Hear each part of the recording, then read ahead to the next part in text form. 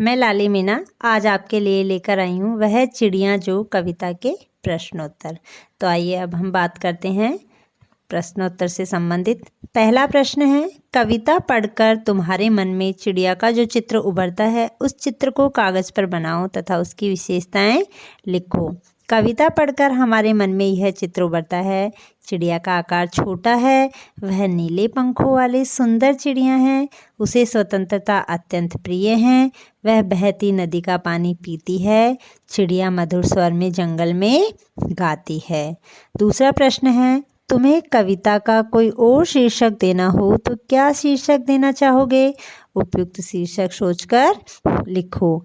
कविता का अन्य उपयुक्त शीर्षक नन्ही चिड़िया, सुंदर चिड़िया, नीले पंखों वाली चिड़िया हो सकता है। इस कविता के आधार पर बताओ कि चिड़िया को किन किन चीज़ों से प्यार है। चिड़िया को दूध भरे ज्वार के दाने, नदी और जंगल से बहुत प्यार है। उसे एकांत में मधुर स्वर में गाने तथा बहती नदी का जल पीने से भी प्यार है। प्रश्न 4, आज से स्पष्ट कीजिए। रस उड़ेल कर गा लेती है, अर्थात चिड़िया जंगल में स्वतंत्र रूप से रहती है, उसे किसी तरह का बंधन नहीं है। स्वतंत्र होने के कारण वह अत्यंत मधुर स्वर में गाती है, उसका स्वर बहुत मीठा है। अगली पंक्ति है, चढ़ी नदी का दिल टटोलकर जल का मोती ली जाती है, अर्थात स्वतंत्र होने के कारण चिड़िया वन, उपवन, पर्वत, नदी आदि जगहों पर कहीं भी जा सकती है, अपनी इच्छा से इधर उधर उड़ सकती है। चिड़िया किनारों तक उफनती नदी की जल राशि का अनुमान लगाती है और उस जल राशि में से जल का मोती लाती है, अर्थात उसी पानी से चिड़िया अपनी प्यास बुझाती है। इसलिए पानी मोती के समान अमूल्य है, अर्थात उसी पानी से चिड़िया अपनी प्यास बुझाती है, इसलिए पानी मोती के समान ही अमूल्य है। आइए अब हम बात करते हैं अनुमान और कल्पना पर आधारित प्रश्नों की। पहला प्रश्न है, कवि ने नीली चिड़िया का नाम नहीं बताया है, वह कौन सी चिड़िया रही होगी? इस प्रश्न का उत्तर जानने के लिए इन पक्षी विज्ञानी सालेम अली की पुस्तक भारतीय पक्षी देखो।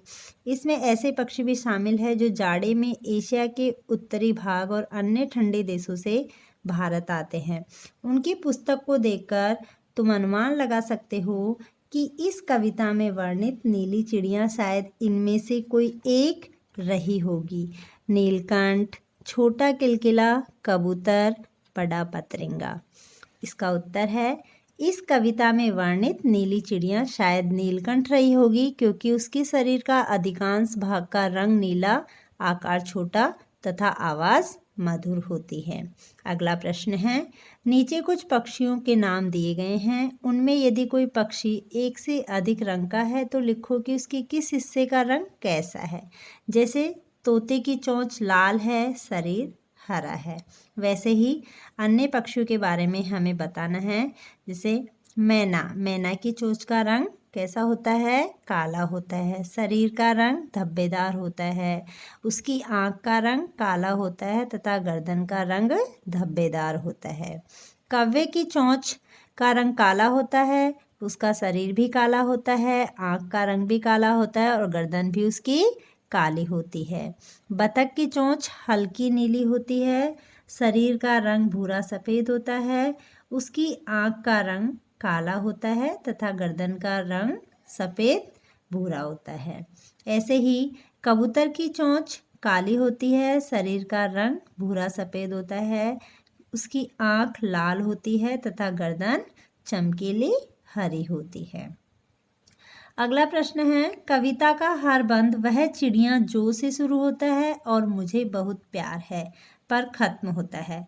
तुम भी इन पंक्तियों का प्रयोग करते हुए अपनी कल्पना से कविता में कुछ नए बंद जोड़ो। जैसे, वह चिड़िया जो पंख फैलाकर नभ को छूने के लिए ऊंची उड़ान लगा लेती है, वह छोटी सी चिड़िया नीले पंखों वाली मैं हूँ, मुझे नभ से बहुत प्यार है।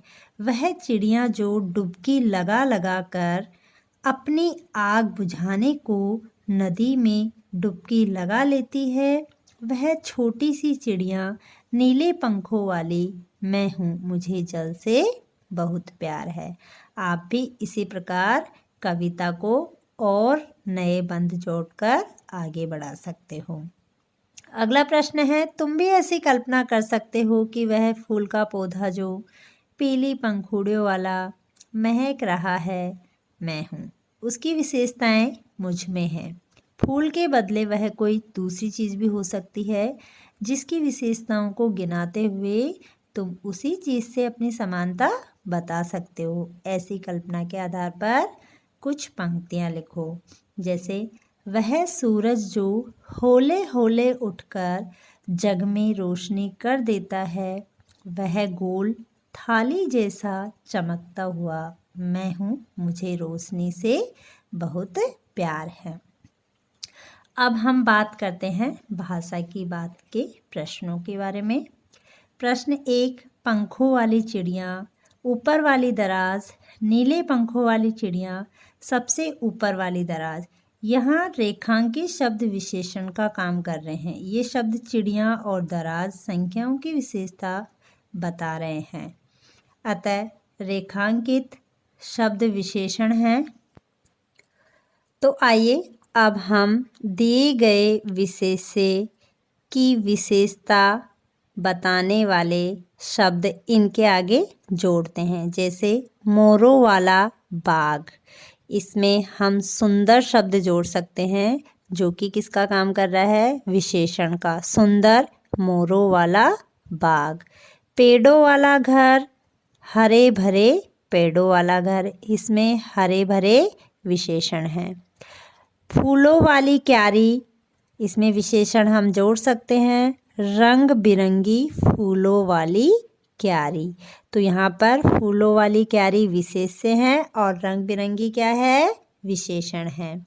स्कूल वाला रास्ता, विशेषण शब्द हम जोड़ सकते हैं, छोटा स्कूल वाला रास्ता। हंसने वाला बच्चा, इसमें विशेषण जोड़ सकते हैं हम, अधिक हंसने वाला बच्चा।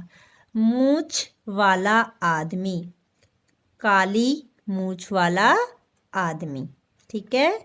अब अगला प्रश्न है, वह चिड़िया डैश चुंडी के दाने रुचि से डैश खा लेती है, वह चिड़िया डैश रस उड़ेलकर गा लेती है। कविता की इन पंक्तियों में मोटे छापे वाले शब्दों को ध्यान से पढ़ो। पहले वाक्य में रुचि से खाने के ढंग की और दूसरे वाक्य में रस उड़ेलकर गाने के ढंग की विशेषता बता रहे हैं, अतः ये दोनों क्रिया विशेषण हैं। नीचे दिए गए वाक्यों में कार्य के ढंग या रीति से संबंधित क्रिया विशेषण छांटो। जैसा कि बच्चों आपने प्रश्न में पढ़ा कि जो शब्द या जिन शब्दों से हमें क्रिया की विशेषता के बारे में पता लगे वे शब्द कौन से होते हैं, क्रिया विशेषण। या क्रिया की रीति का ढंग का पता लगे वे शब्द कौन से होते हैं, क्रिया विशेषण। से पहला वाक्य है, सोनाली जल्दी जल्दी मुंह में लड्डू ठूंसने लगी। अब मुंह में लड्डू ठूंसना एक क्रिया है। अब जो क्रिया हो रही है उसका ढंग या रीति कैसी है, जल्दी जल्दी। ठीक है, तो इसमें क्रिया विशेषण कौन सा शब्द है, जल्दी जल्दी। यहाँ पर जो वाक्य दिए गए हैं वे सभी रीतिवाचक क्रिया विशेषण के वाक्य हैं। ठीक है, जैसे दूसरा वाक्य है, गेंद लुढ़कती हुई झाड़ियों में चली गई। अब झाड़ियों में चले जाना एक क्रिया है। अब जो गेंद गई है उसकी रीति क्या है, उसका ढंग क्या है, लुढ़कती हुई। तो यहाँ पर लुढ़कती हुई शब्द जो है वह क्रिया विशेषण है। भूकंप के बाद जनजीवन धीरे धीरे सामान्य होने लगा। सामान्य होने लगा, क्या होने लगा, यहाँ पर सामान्य होना एक क्या है, क्रिया है। और कैसे होने लगा, उसका ढंग कैसा है, धीरे धीरे। तो यहाँ पर जो धीरे धीरे शब्द है वह क्रिया विशेषण का कार्य कर रहा है। कोई सफ़ेद सी चीज़ धप से आंगन में गिरी। आंगन में गिरना क्रिया है। कैसे गिरी चीज़? धप से। ठीक है, तो धप से शब्द क्या है? क्रिया विशेषण है। टॉमी फुर्ती से चौर पर झपटा। चौर पर झपटना क्रिया है। कैसे झपटा? फुर्ती से। तो फुर्ती से शब्द क्रिया विशेषण है। तेजिंदर सहमकर कोने में बैठ गया। कोने में बैठना क्रिया है।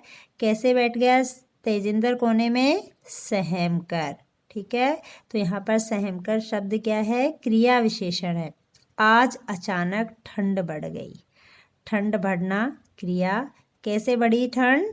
अचानक। तो यहाँ पर अचानक शब्द क्या है? क्रिया विशेषण। ठीक है बच्चों, ये सभी प्रश्न वह चिड़िया जो कविता से संबंधित थे। इस कविता को अच्छे से समझने के लिए आप मेरे द्वारा बनाया गया वीडियो देख सकते हो, जिसमें कवि परिचय, कविता का सार, भावार्थ एवं कठिन शब्दार्थ को समझाया गया है, जिसका लिंक डिस्क्रिप्शन में दिया हुआ है। धन्यवाद।